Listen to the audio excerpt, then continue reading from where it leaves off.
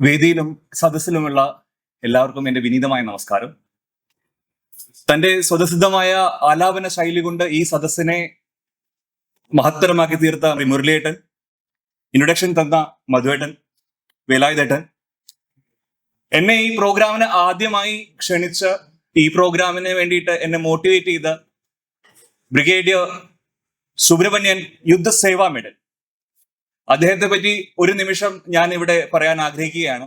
സൈന്യത്തിലെ ഏറ്റവും ഉയർന്ന ഒരു മെഡലിന് അർഹനായ, കാർഗിൽ യുദ്ധത്തിൽ തന്റെ സ്വതസിദ്ധമായ ശൈലി കൊണ്ട് അത്ഭുതങ്ങൾ സൃഷ്ടിച്ച ഒരു ആർമി ഓഫീസർ എന്നതിലുപരി ഒരു മനുഷ്യസ്നേഹിയും പൈതൃകം സേവാ സമിതിയുടെ ഒരു ആക്റ്റീവ് വർക്കറുമായ സാറിന് ഞാൻ ഈ അവസരത്തിൽ വളരെയധികം നന്ദിയോടുകൂടി ഓർത്തുകൊള്ളട്ടെ. Thank you so much for calling me to this function sir. അതുപോലെ തന്നെ മേജർ സ്റ്റൈജു, അദ്ദേഹത്തിന്റെ ഒരു കസിൻ ആണ്. അദ്ദേഹം വഴിയാണ് ഞാൻ ഈ പ്രോഗ്രാമിന് ആദ്യമായിട്ട് വരുന്നത്. അദ്ദേഹത്തിന് ഈ ഒരു അവസരത്തിൽ ഞാൻ വളരെയധികം നന്ദിയോടുകൂടി സ്മരിച്ചുകൊള്ളട്ടെ. ഇന്ന് നമ്മളിവിടെ കൂടിച്ചേർന്നിരിക്കുന്നത് വെറും ഒരു ഉദ്ഘാടനത്തിന് വേണ്ടി മാത്രമല്ല.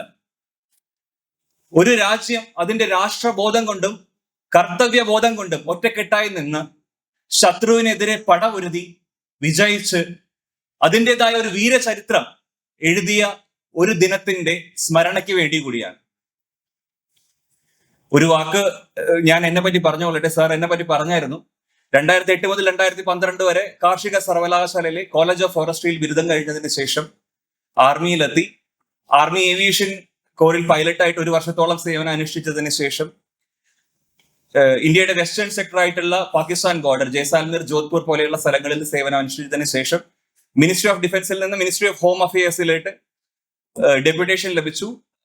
ഇന്ത്യയുടെ ഏറ്റവും പഴയ പാരാമിലിറ്ററി ഓർഗനൈസേഷനായ ആസം റൈഫിൾസ്, മിസോറമിലും മണിപ്പൂരിലും സേവനം അനുഷ്ഠിച്ചതിന് ശേഷം ഇന്ത്യയുടെ ചൈന ബോർഡർ ആയിട്ടുള്ള ഈസ്റ്റേൺ ലഡാക്ക് എന്ന് പറയുന്ന ന്യോമ എന്ന് പറഞ്ഞ സ്ഥലത്ത് ഇന്ത്യൻ ആർമഡ് കോർ ടാങ്കുകളുടെ ഭാഗമായിട്ട് അവിടെ സേവനം അനുഷ്ഠിച്ചതിന് ശേഷം 12 വർഷത്തിന് ശേഷം കോയമ്പത്തൂരിൽ 4 തമിഴ്നാട് NCC ബറ്റാലിയൻ എന്ന് പറഞ്ഞ ബറ്റാലിയനിലോട്ട് അഡ്മിനിസ്ട്രേറ്റീവ് ഓഫീസറായിട്ട് ഒരു 3-4 മാസം മുന്നാണ് ഞാൻ അത് ആദ്യമായിട്ട് ജോയിൻ ചെയ്തത്.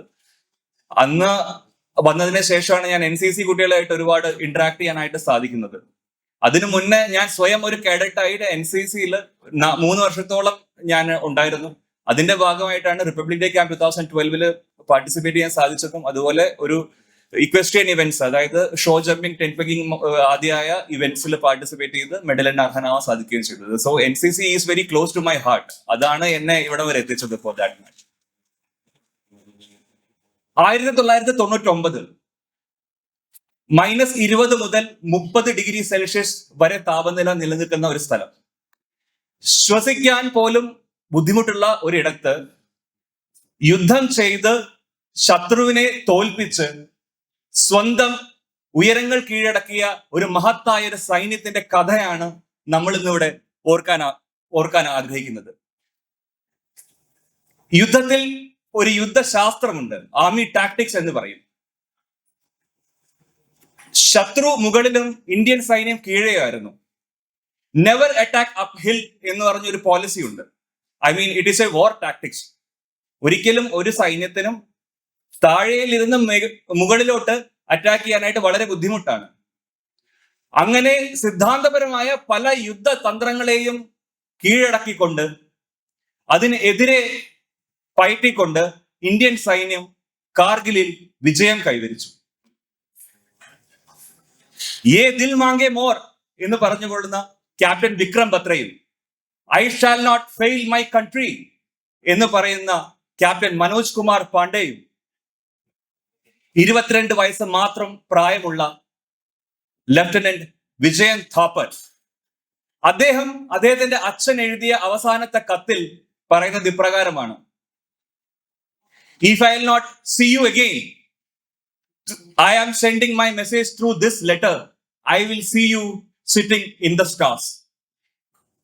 താങ്കളെ എനിക്ക് നേരിട്ട് കാണാൻ സാധിച്ചില്ലെങ്കിൽ ഈ കത്ത് താങ്കൾക്ക് ലഭിക്കുന്ന ആ സമയം ഞാൻ നക്ഷത്രങ്ങളിൽ ഇരുന്നു കൊണ്ട് താങ്കളെ കാണുന്നുണ്ടായിരിക്കും. 22 വയസ്സ് മാത്രം പ്രായമുള്ള ഒരു യുവ സൈനികന്റെ വാക്കുകളാണിവ. ഇതൊരു സിനിമയിലെ ഡയലോഗല്ല. അത്രത്തോളം കർത്തവ്യബോധവും രാഷ്ട്രബോധവും ദേശസ്നേഹവും ഉറ്റുകൊണ്ട് അന്ന് അവിടെ യുദ്ധം ചെയ്ത സൈനികരുടെ കഥയാണ് കാർഗിൽ യുദ്ധത്തിൽ നമുക്ക് കാണാൻ സാധിച്ചത്.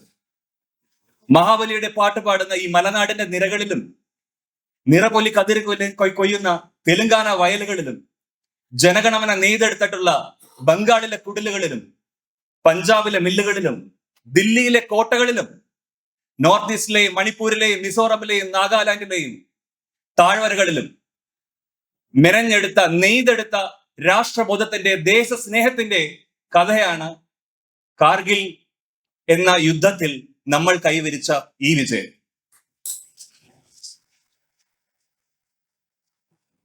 നമ്മൾ എപ്പോഴും ഓർക്കേണ്ടതായിട്ടുള്ള ഒരു കാര്യമുണ്ട്. Freedom is not free. There are no free lunches. നിങ്ങൾക്ക് ലഭിച്ചിരിക്കുന്ന സ്വാതന്ത്ര്യം ഒരിക്കലും നിങ്ങൾക്ക് ഫ്രീ ആയി കിട്ടിയതല്ല. കണ്ണീര് ഉറ്റുകൊണ്ട് കാത്തിരിക്കുന്ന ഒരു അമ്മയുടെ കാത്തിരിപ്പുണ്ട് അവിടെ. കരഞ്ഞുകൊണ്ട് കാത്തിരിക്കുന്ന ഒരു ഭാര്യയുടെ കാത്തിരിപ്പുണ്ട് അവിടെ. അച്ഛനില്ലാത്ത ഒരു ബാല്യം ജീവിച്ചു തിരിക്കുന്ന ഒരു കുഞ്ഞിന്റെ ബാല്യമുണ്ട് അവിടെ. ഇതെല്ലാം നേടിക്കൊടുത്ത ഒരു സ്വാതന്ത്ര്യമാണ് നാം ഇന്ന് എല്ലാവരും ഇവിടെ അനുഭവിക്കുന്നത്. ആ സ്വാതന്ത്ര്യത്തിന് നമ്മൾ അർഹിക്കുന്ന ഒരു വില കൊടുക്കേണ്ടിയിരിക്കുന്നു. കാർഗിൽ യുദ്ധം നമ്മളെ പഠിപ്പിച്ചത് 3 കാര്യങ്ങളാണ്. ഡിസിപ്ലിൻ, അതായത് അച്ചടക്കം. ഒരു സൈന്യം എങ്ങനെ അച്ചടക്കം കൊണ്ട് ഒരു വിജയം നേടിയെടുക്കാം, അസംഭവ്യമാണ് എന്ന് നമ്മൾ വിചാരിക്കുന്ന പലതിനെയും നേടിയെടുക്കാം എന്ന് നമ്മെ പഠിപ്പിച്ച ഒരു യുദ്ധമാണ് കാർഗിൽ വാർ. ഡ്യൂട്ടി, എങ്ങനെ നമ്മുടെ കർമ്മം നന്നായി നിർവഹിച്ചുകൊണ്ട് ഒരു യുദ്ധം ജയിച്ചെടുക്കാം. ഡെഡിക്കേഷൻ, വളരെയധികം ഉത്സുകത കൊണ്ട് ഒരു കാര്യം എങ്ങനെ നേടിയെടുക്കാം എന്ന് നമ്മെ പഠിപ്പിച്ച യുദ്ധമാണ് കാർഗിൽ. സാർ നേരത്തെ സൂചിപ്പിച്ചതുപോലെ ഒരു രാജ്യത്തെ സേവിക്കണമെങ്കിൽ എല്ലാവരും യൂണിഫോം ഇടണമെന്ന് യാതൊരു നിർബന്ധവുമില്ല. ഒരു അധ്യാപകൻ തന്റെ കുഞ്ഞുങ്ങൾക്ക് നന്നായി ഒരു പാഠം ചൊല്ലിക്കൊടുത്താൽ അതും രാജ്യസേവനം തന്നെയാണ്. ഒരു ഡോക്ടർ തന്റെ രോഗിയെ വളരെയധികം ആത്മാർത്ഥതയോടുകൂടി ചികിത്സിച്ചാൽ അതും രാജ്യസ്നേഹം തന്നെയാണ്. ഒരു പൗരൻ തന്റെ കടമ വളരെയധികം ആത്മാർത്ഥമായി നിർവഹിച്ചാൽ അതും രാജ്യസ്നേഹം തന്നെയാണ്. ഇന്ന് കാർഗിൽ വിജയ ദിവസം ആഘോഷിക്കുന്ന ഈ ഒരു സാഹചര്യത്തിൽ നിങ്ങളെ എല്ലാവരെയും എനിക്ക് ഓർമ്മിപ്പിക്കാനുള്ളത് ഈ ഒരു കാര്യം മാത്രമാണ്. I am seeing a lot of youngsters here. I just want to convey you all these points only. Freedom is never free. ഒരുപാട് പേർ ത്യാഗം ചെയ്തുകൊണ്ട് നേടിയെടുത്ത ഒരു കാര്യമാണ് നമ്മൾ ഇന്ന് അനുഭവിക്കുന്ന ഈ സ്വാതന്ത്ര്യം. If death strikes me before achieving my mission, I swear I'll kill death. ഇതൊരു സിനിമയിലെ പഞ്ച് ഡയലോഗ് അല്ല. മരിക്കുന്നതിന് മുന്നേ ഒരു സൈനികൻ, ഒരു യുവ ആർമി ഓഫീസർ പറഞ്ഞ വാക്കുകളാണ്. ആ വാക്കുകളെ സ്മരിച്ചുകൊണ്ട് ആ വാക്കുകളെ ജീവിക്കാനായി നാം എല്ലാവരും ശ്രമിക്കണം എന്ന് എല്ലാവരെയും വിനീതപൂർവ്വം ഓർമ്മിപ്പിച്ചുകൊണ്ട് എന്നെ ഈ ഒരു പ്രോഗ്രാമിന് വേണ്ടി വിളിച്ച എല്ലാവർക്കും എൻ്റെ ഹൃദയത്തിൽ തൊട്ട നന്ദി അറിയിച്ചുകൊണ്ട് ഞാൻ എൻ്റെ വാക്കുകൾ ഉപസംഹരിക്കട്ടെ. ഈ ഒരു ചടങ്ങിനെ ഒഫീഷ്യലി ഉദ്ഘാടനം ചെയ്തതായിട്ട് ഞാൻ പ്രഖ്യാപിച്ചുകൊള്ളുന്നു. നന്ദി, നമസ്കാരം, ജയ് ഹിന്ദ്.